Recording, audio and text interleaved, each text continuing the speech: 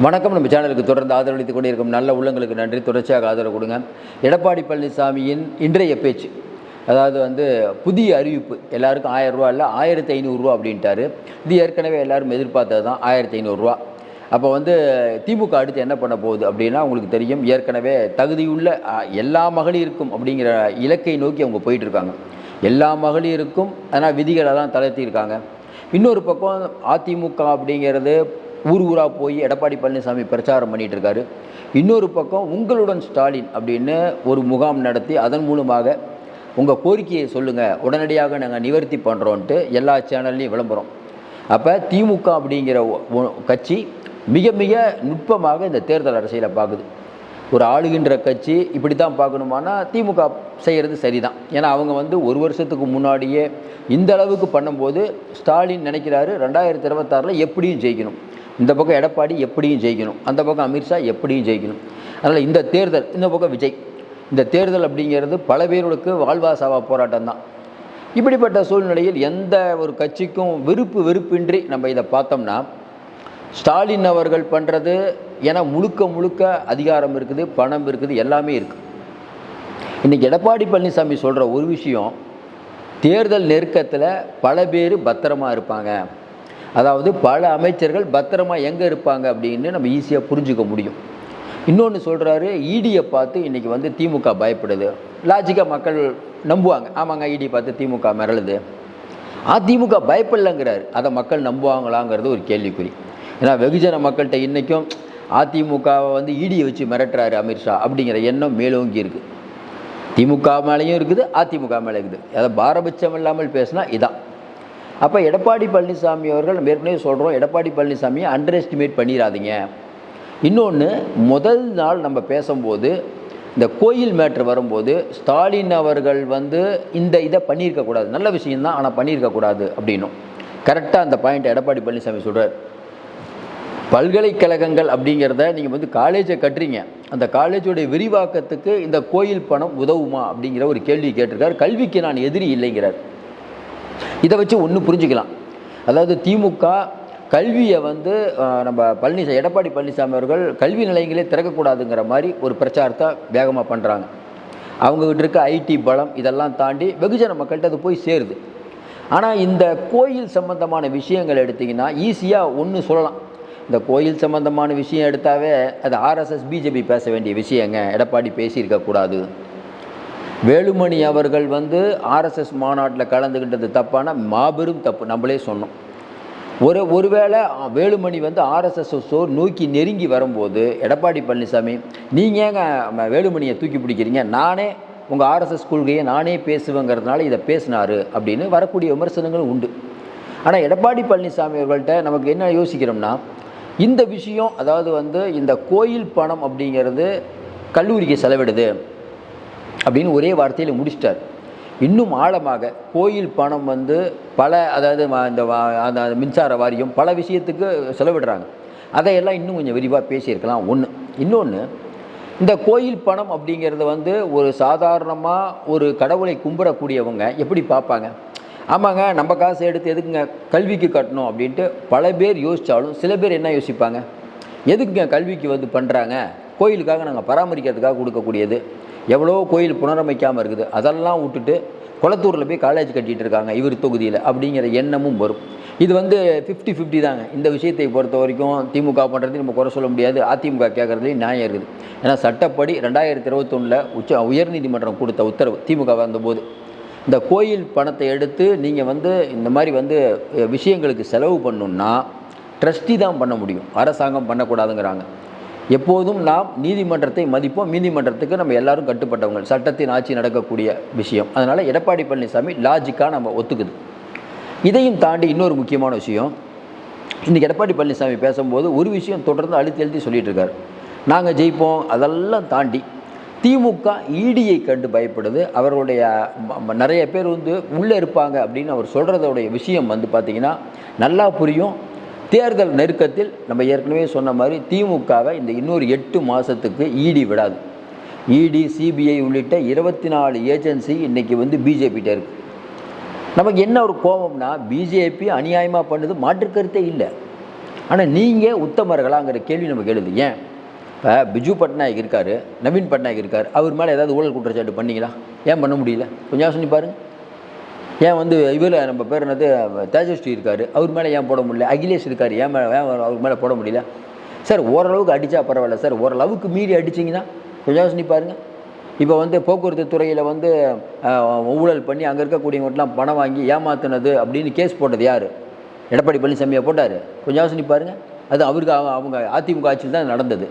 அவரை தூக்கிட்டு போய் நீங்கள் தியாகிங்கிறீங்க. இவ்வளோ கனிம வள கொள்ளை நடக்குது, அதை பற்றி கேட்கவே மாட்டீங்க. இப்போ தான் திருபுவனமுல ஒரு லாக்அப் டெத் நடந்து ஈரம் கூட காயலை, அதுக்குள்ளே நவீன் ஒருத்தர் அவரை வந்து போலீஸுக்கு வந்து கூப்பிட்டு போய் அது ஒரு பெரிய பிரச்சனை ஆகிட்டு இருக்குது. வெகுஜன ஊடகங்கள் இது எழுப்பாமல் இருக்கிறது ஸ்டாலினுக்கு பலமாக இருக்கலாம். ஏன் ஸ்டாலினுக்கு வெகுஜன ஊடகங்கள் இதை ஸ்டாலினுக்கு இந்த திமுக பற்றி பேச மாட்டேது? மறுபடியும் இப்போ சொல்லிட்டாங்கல்ல, உங்களுடன் ஸ்டாலின் பார்த்தீங்களா, விளம்பரத்தை பார்த்துருப்பீங்க நினைக்கிறேன். எல்லோரும் வந்து முகாம் நடக்குதுமா, நீங்கள் பென்ஷனுக்குலாம் இதுக்கு போகாதீங்க, நேராக அங்கே போய் கேட்டிங்கன்னா கிடச்சிரும். ஆஃபீஸ்க்கு போக வேணாம், அங்கே போய் புகார் சொன்னால் கிடச்சிரும். 4 வருடமாக தூங்கிட்டா இருந்தீங்க. அப்போ 4 வருஷத்துக்கு முன்னாடி இதை பண்ணியிருக்கலாம், ஏன் இப்போ பண்ணுறீங்க? ரேஷன் பொருட்கள் வீடு தேடி வரும். இப்போ 4வது வருஷத்துக்கு அவங்களுக்கு ஞான உதயம் கிடைக்குமா? மகளிர் உரிமை தொகை இப்போ எல்லாத்துக்கும் கொடுக்குறாங்கிறீங்களே, அது முன்னாடியே கொடுத்துருக்க வேண்டியதானே? ஏன்னா உங்கள்கிட்ட பணம் இல்லை. இது வெளிப்படையாக சொல்லியிருக்கலாமே.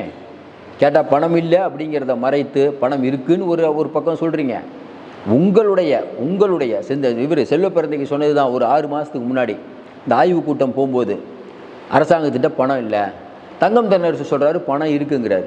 பணம் இருக்குன்னா பல்கலைக்கழகத்தில் இருக்கக்கூடிய ஆசிரியர்களுக்கு பணம் கொடுக்கலையே, இதற்கு என்ன காரணம்? பணிக்கொடை கொடுக்கல, நம்மளே பேசியிருக்கோம். அரசு ஊழியர்களுக்கு நிம்மதியாக இல்லை, ஆசிரியர்கள் நிம்மதியாக இல்லை, தொடர்ச்சியாக வரக்கூடிய செய்திகள் உங்களுக்கு தெரியும். இழப்பீடு கொடுக்கல அப்படின்னு சொல்லிட்டு இன்றைக்கி வந்து ஐஏஎஸ் ஆஃபீஸரையாக கண்டனம் தெரிவிக்கிறாங்க நீதிமன்றங்கள். அப்போ எங்கே போய் கொண்டிருக்கிறது? கடனில் மூழ்கி கொண்டிருக்கிறது தமிழ்நாடுன்னு சொன்னால் உங்களுக்கு கோவம் வருது.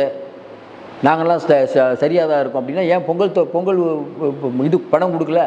எடப்பாடி கொடுக்கும்போது நிறையா கொடுங்கன்னு கேட்டிங்கல்ல, இப்போ நீங்கள் ஏன் கொடுக்கல?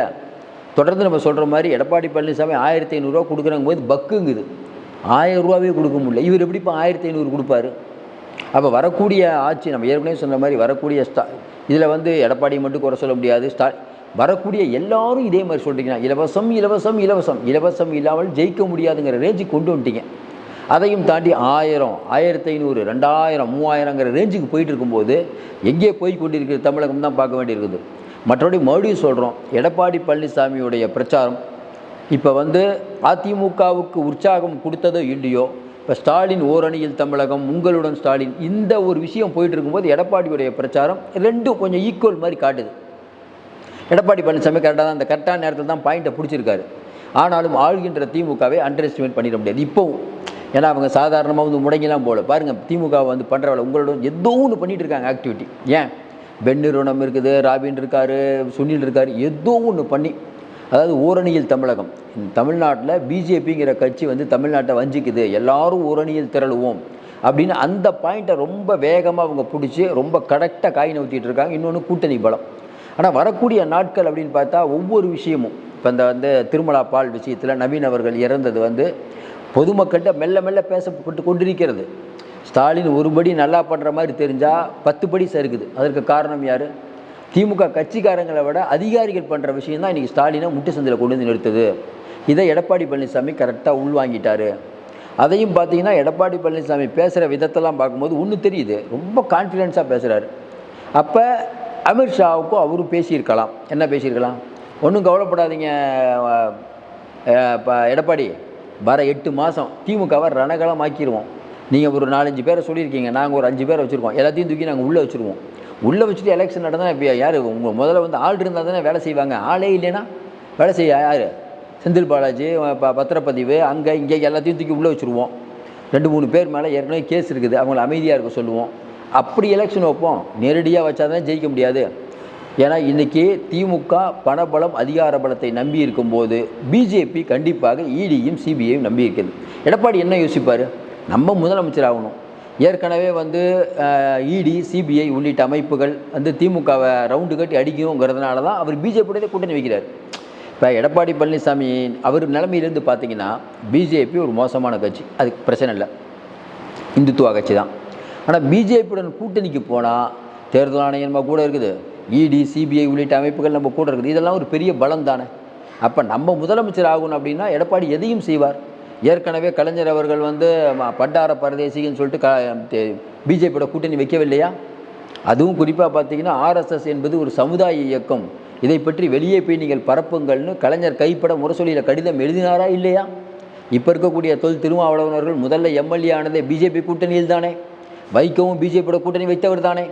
இப்படி கடந்த காலங்களில் திமுக கூட்டணியில் உள்ள பெரும்பாலான கட்சிகள் இங்கே பிஜேபியோட கூட்டணி வச்சுட்டு பிஜேபி ஒரு மோசமான கட்சி என்ன மக்கள்கிட்ட எடுபடுமா? எடப்பாடி வச்சா ரைட்டே, நீங்கள் ஏன் வச்சிங்கன்னு கேட்டால் என்ன பண்ணுவீங்க? சாத்தான்குளம் சம்பவம் இருக்கட்டுங்க, திருபுவனம் சம்பவம்னு கேட்டால் என்ன பண்ணுவீங்க? பொள்ளாச்சி பாலியல் வழக்கு நீங்கள் கேட்டீங்க, எடப்பாடியை தப்பாக சொன்னீங்கன்னா அது ரைட்டுங்க. ஞானசேகரன் விஷயம் என்னாச்சு? இப்போ அதிமுக திமுக மாறி மாறி தங்களுடைய திட்டிக் கொண்டே இருக்கிறார்கள். பொதுமக்களுக்கு ஒன்றும் புரியல, யாருக்கு ஓட்டு போகணும் ஒன்றும் புரியல, நமக்கே ஒன்றும் புரிய மாட்டேது. இவ்வளோ லட்சம் கோடி கடன் வச்சுருக்கும் போது வரக்கூடிய அரசு எப்படி இதெல்லாம் சமாளிக்க போகுதுன்னு தெரியல. அதனால் எடப்பாடி பழனிசாமி வேறு ஏதோ ஒரு ஐடியா இருக்காரு தான் நம்ம தோணுது. மறுபடியும் சொல்கிறோம், இன்றைக்கி வந்து இப்போ இதில் நடைபெற்ற கூட்டம்லாம் சிவி சண்முகம் நல்ல ஏற்பாடு பண்ணியிருந்தார். இந்த பக்கம் திமுகவும் பக்காவாக தான் பண்ணிகிட்டு இருக்காங்க. யார் ஜெயிக்க போகிறாருன்னு இப்போ சொல்ல முடியல. யார் ஜெயித்தாலும் இப்போ இருக்க சூழ்நிலையில் இப்படியே 2 டஃப்பாக தாங்க போயிட்டு இருக்குது. ஒன்றும் சொல்ல முடியல, இது எங்கே போய் முடியுமோ தெரியவில்லை. இன்னும் தேர்தல் நெருக்கத்தில் தான் நம்ம சொல்ல முடியும். ஏன்னா விஜய் வேறு இறங்கணும், களத்தில் இறங்க போகிறார், அவர் என்ன சொல்ல போகிறாருன்னு தெரில. இன்னும் யார் ஓட்ட சிதறடிக்க போகிறாரு தெரில. நடுநிலையாக சொல்வதென்றால் இப்போது முடிவு சொல்வது கஷ்டம்தான், பொறுத்திருந்து தான் பார்க்கணும். மீண்டும் சந்திப்போம். நன்றி, வணக்கம்.